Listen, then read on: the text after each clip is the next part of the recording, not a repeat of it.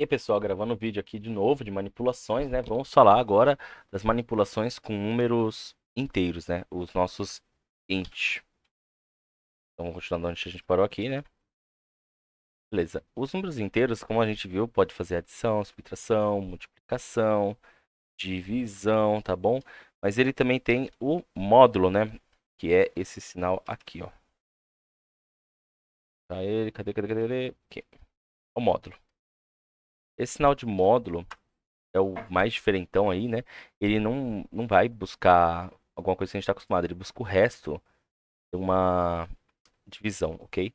Então, por exemplo, né, uma divisão 10 dividido por 3, exemplo, o resultado do módulo é 1. Por quê? Se você dividir 10 por 3, 3 vezes 3 dá 9, para 10 falta 1, o resto dessa operação de divisão é 1. Então, o módulo vai ser 1. Para que a gente usa geralmente o módulo? O módulo a gente usa muito em questões de ímpar ou par, para decidir se o número é ímpar ou par. Por exemplo, eu faço se x, né? Tem uma variável x aqui, eu não sei qual que é ainda, certo? E agora eu vou perguntar, é par? Uma variável vai armazenar esse valor de é par. É uma pergunta, ok? O que ela vai armazenar se é par? Se x módulo 2 é igual a zero. O resultado aqui no é par vai ser um boolean, tá vendo? Um boolean é um atributo que recebe o valor true ou false. Então, esse é par vai receber o resultado aqui de se x é módulo 2. X módulo de 2, ele é par. Ou se x é divisível por 2, beleza? Se eu quisesse falar se x é múltiplo de 4, eu colocaria se x é múltiplo de 4. E esse retorno seria um true ou false. Bom, vamos testar. Lógico, para testar tem que dar um valor para x, né? Então, eu vou falar que x vale 3. E ele tem que me responder que é false, né? Eu não posso colocar let de novo, porque eu já coloquei uma vez, perdão.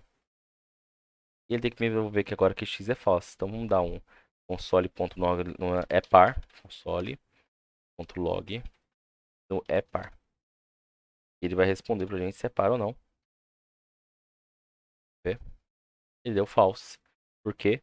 Porque novamente, aqui o nosso x é 3. Então se o nosso x for 6, vamos perguntar para ele se é par ou não. Atualizar. E deu true, que é verdadeiro. 6 é par. Beleza? Mas mais que isso, se eu perguntar de múltiplos, só colocar múltiplo de 3, múltiplo de 4, múltiplo de 5, múltiplo de 6, é só trocar aqui. Agora, se eu falar que ele não é par, o que eu teria que fazer? Eu teria que fazer que ele é diferente de zero, o resultado, certo? Qualquer número que der diferente de zero, a gente sabe que não é par.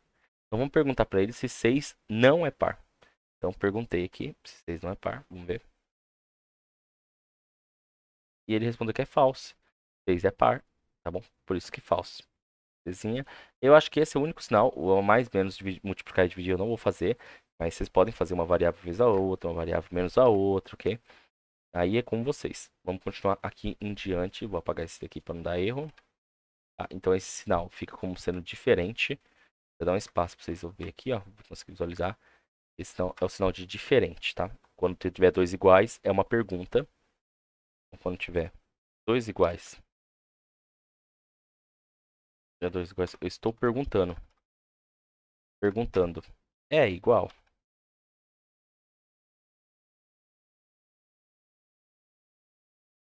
Quando tem um igual só,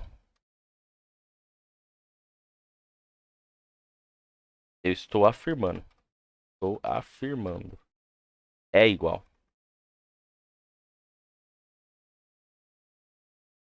Perdão pelo teclado, gente. Voltando aqui, vamos lá. Tem muita coisa ainda para ver. Deixa eu olhar no meu script onde eu tô aqui. Beleza, vamos falar das funções agora de manipulação mesmo do int, né? Então nós vamos fazer várias variáveis aqui. O y, que vai ser 8. O z, que vai ser 3. O a, que vai ser 78,5,6. Pronto, já coloquei, já foi. O b, 77,7. O C, 70,1.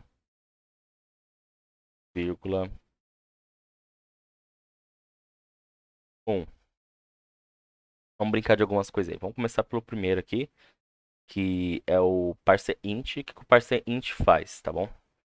Esse cara aqui, parseInt. Ele pega uma string e ele transforma em número. Só você colocar string aqui, que é uma string. Isso aqui é uma string, ele é um texto, tá vendo? O cara aqui. Por que que ele é uma string? Porque eu coloquei ele entre aspas. Se você colocar o z aqui dentro, ele vira um número.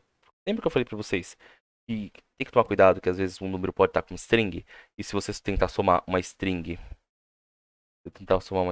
com um número inteiro, pode ser que o JavaScript converta para o lado de string e 3 com 8 vire 38 em vez de 11. Então tem que tomar cuidado disso aqui. Vamos ver, mistura. Vamos ver o que que vai dar esses dois aqui, e eu posso mostrar para vocês. Virou ou não virou string, tá bom? Vou chamar o mistura aqui. Vamos dar um F5, vamos dar um Ctrl J para visualizar. E que nem eu falei para vocês, deu 83. Por quê? Novamente, porque aqui está considerando e o Y está na frente, tá? Tem que lembrar que deu 83 porque o Y tá na frente. Ele está considerando que o 3 é texto, então ele considerou que o 8 também de alguma maneira é, e a junção de textos se chama concatenar, que a gente falou na aula passada. Então o que eu faço? Eu tenho que fazer esse Z virar um número. Ele era uma string, e tem casos que acontece isso. Na passagem de dados, um dado que era int virar string, que é uma string virar int, tá bom? Então vamos salvar o número correto. Vamos chamar numa variável. Por que a gente vai chamar numa variável? Porque quando a gente fizer essa alteração de z, não adianta nada eu vir aqui e colocar z ponto nossa função que a gente precisa aqui, quando na verdade não vai dar em nada, né? Porque ele não vai salvar. Então nós temos que colocar aqui o parseInt, abrir os nossos parênteses e colocar o z aqui dentro. Ele vai entender que é para ele deixar em forma de inteiro o z. Agora tá correto. Vamos tentar fazer agora nossa. Vamos passar para baixo aqui nossa continha e ver se agora o Z está funcionando legal. No lugar do Z é número correto, né? Número correto. Vamos colocar um F5 aqui para dar emoção. Deu 11, porque agora ambos os números são números, então ele vai fazer corretamente. Então, parseInt, transformação de string para inteiro. Próximo é o parsefloat. Bom, eu tenho um número qualquer aqui, e esse número eu tenho que transformar num float. Geralmente tem que ser uma string, então eu tenho, vou colocar aqui o ABC é igual a 123.90, tá bom? Beleza. E a gente vai dar um parsefloat nele aqui, fazendo parsefloat, colocando o número aqui dentro do ABC. E para deixar mais completo, a gente tem que salvar isso numa variável. Então, correto float. Beleza? E agora o correto float colocou o float de maneira correta, mesmo sendo string. Então, ABC aqui, vamos testar. Tá lá, 120. Não mudou nada, professor. Mudou, gente. Apesar de vocês acreditarem que não, é muito importante essa alteração que ele faz aqui, porque agora os dados estão da forma correta que a gente tem que trabalhar com ele, tá bom? Agora vamos lá que decidiram aí colocar realmente o pi. Eu não sei qual que é o pi, por isso que eu vou copiar, tá bom? De algum lugar que diga que o pi é isso mesmo. Beleza, eu tô com um pi aqui agora na tela. E, gente, é horrível trabalhar com tantos números assim, todo mundo sabe. O que a gente vai fazer? A gente vai usar uma função, né, para fazer que esse pi só tenha duas casas, tá bom? Em int. Deixa eu só completar aqui, porque senão depois vocês esquecem de copiar, né? Transforma string em float. Então vamos lá. A gente vai deixar fixando o número de casas. A gente vai falar para ele, ó, agora, que é o número com casas é igual. A gente vai chamar o nosso número aqui, no caso o pi, colocar ponto to fixed. E vamos falar para ele que só pode retornar duas casas, ok? Vamos dar um console aí no nosso número de casas. Número com casas, tá bom? E agora quando eu der o F5, ele vai me trazer só 3,14 e ele ocultou todas as demais casas que eram desnecessárias, tá? Vamos lá, mais uma coisa. Agora eu quero o processo contrário, professor. Eu preciso que vire uma string, porque eu vou exibir na tela, é mais prático, por N motivos. O que eu faço? Vamos pegar agora o número A aqui. Bom, o número A. Vamos pegar aqui a variável A agora, transformando em string. O que eu faço? Número em texto, é o nome da minha variável. Recebe o A lá, eu acho que é A que está escrito, deixa eu ver. Já esqueci. Recebe o A. Ou. Tá certo, é toString. Eu esqueci aqui. ToString. Beleza? Agora o nosso númerozinho A, ele vai virar uma string. Vamos conferir, né? Porque tem que sempre conferir. Eu não sei, eu não tô confiante, não. Vai virar uma string. Vamos colocar aqui o número em texto. Vou dar um F5, Ctrl J e ele transformou o nosso 78,6 em texto. Vamos pro próximo. Agora estamos chegando nos legais. É o math floor. Para a gente arredondar. Math floor.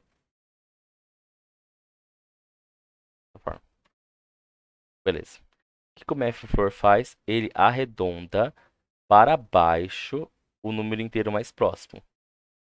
Então, ele sempre vai descer o valor. Vamos dar um exemplo? Vamos colocar para vocês aqui 3 math floor do A, B e do C, tá bom? Vou colocar aqui A, B e o C. Nossa, estou colocando a mesma letra. Então, você sabe que a pessoa não está batendo bem quando é essa hora, hein? Eu vou colocar exemplo 1, tá bom? Exemplo 2 e exemplo 3 aqui, tá? E agora eu vou chamar 3 exemplos de uma vez só aí no console.log. A, vírgula B, vírgula C. Vamos ver. Ah, não, é exemplo, né? Perdão. Exemplo 1, exemplo 2, exemplo 3. Vou dar um F5, vou executar. E, ó, vamos ver os números aqui como é que tava, como é que ficou. O 78 desceu, né? No caso, ficou 78. O 77 também desceu e o 70 também desceu. Então todos perderam, não importa a aproximação. O 78 estava quase. O 77, no caso, estava quase virando 78 ali. E ele virou 77 de novo, por conta que arredondou para baixo. Certo? Math floor, arredondamento para baixo. Redonda para baixo. Se o math floor arredonda para baixo, nós temos uma função que arredonda para cima. Arredonda acima, chamada mathfill. Pessoal, como eu já passei o exemplo do mathfloor, eu acho desnecessário passar do mathfill.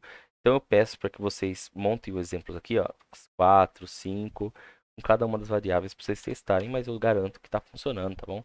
Depois dá o console.log aí na variável A, B e C. A, B e C não, exercício 4, exercício 5 e exercício 6.